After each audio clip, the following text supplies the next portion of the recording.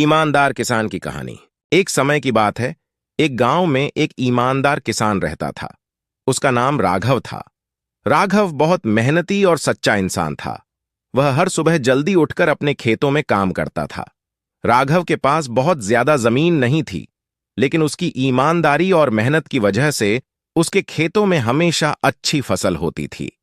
उसके पास जितना भी होता, वह खुशी खुशी उससे संतुष्ट रहता था। एक दिन राघव अपने खेत में काम कर रहा था। तभी उसे जमीन में कुछ चमकता हुआ दिखाई दिया। उसने पास जाकर देखा तो वह एक सोने का बैल था। राघव ने सोचा, यह तो बहुत कीमती है, मुझे इसे गांव के मुखिया को सौंप देना चाहिए। राघव ने बिना किसी लालच के सोने के बैल को उठाया और गांव के मुखिया के पास ले गया। मुखिया ने सोने का बैल देखकर कहा, राघव, तुमने अपनी ईमानदारी से हमें बहुत खुश किया है, तुम्हें इसके बदले में इनाम मिलेगा। मुखिया ने राघव को एक बड़ी थैली में सोने के सिक्के दिए। राघव ने इनाम स्वीकार कर लिया, लेकिन उसने कहा, मुखिया जी, यह इनाम मुझे मेरी ईमानदारी के लिए नहीं चाहिए। अगर यह सोना गांव के विकास में काम आए तो मुझे ज्यादा खुशी होगी। मुखिया ने राघव की बात मान ली और सोने को गांव के विकास के लिए इस्तेमाल किया। गांव में नए स्कूल, अस्पताल और सड़कें बनाई गईं। लोगों ने राघव की तारीफ की और उसकी ईमानदारी को सराहा। कुछ समय बाद गांव में सूखा पड़ा और फसलें खराब होने लगीं। लोग भूख से परेशान हो गए।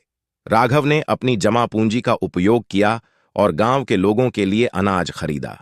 उसने सभी को अनाज बांटा और उनकी मदद की। गांव के लोग राघव के इस निस्वार्थ सेवा से बहुत प्रभावित हुए।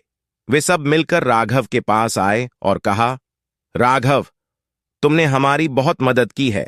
अब हम सब मिलकर तुम्हारे खेतों में काम करेंगे ताकि तुम्हारी भी मदद हो सके।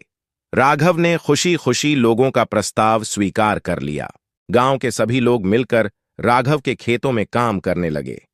कुछ ही समय में खेतों में फिर से हरी भरी फसलें उगने लगीं। राघव ने सबको धन्यवाद दिया और कहा, हम सबको एक दूसरे की मदद करनी चाहिए, इसी से हमारा जीवन खुशहाल हो सकता है।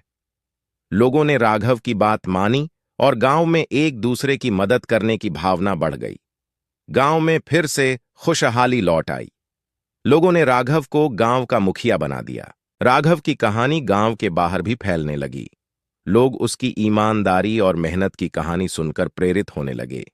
एक दिन एक युवा लड़का राघव के पास आया और कहा, राघव चाचा, मुझे भी आपकी तरह ईमानदार और मेहनती बनना है, कृपया मुझे सिखाएं। राघव ने लड़के को अपने साथ रख लिया और उसे खेती के सभी गुण सिखाने लगा। लड़का भी राघव की तरह ईमानदार और मेहनती बन गया। वह गांव के लोगों की मदद करने लगा और सबकी प्रशंसा पाने लगा। दाजाद, अंतिम अध्याय, ईमानदारी का फल। राघव की ईमानदारी और मेहनत से गांव की स्थिति बदल गई। गांव में खुशहाली और समृद्धि आ गई।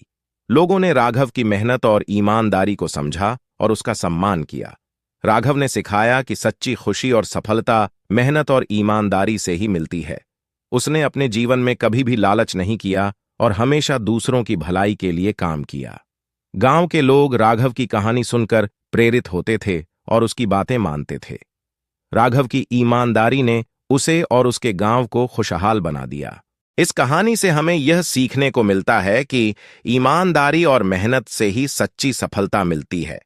हमें हमेशा दूसरों की मदद करनी चाहिए और निस्वार्थ भाव से काम करना चाहिए।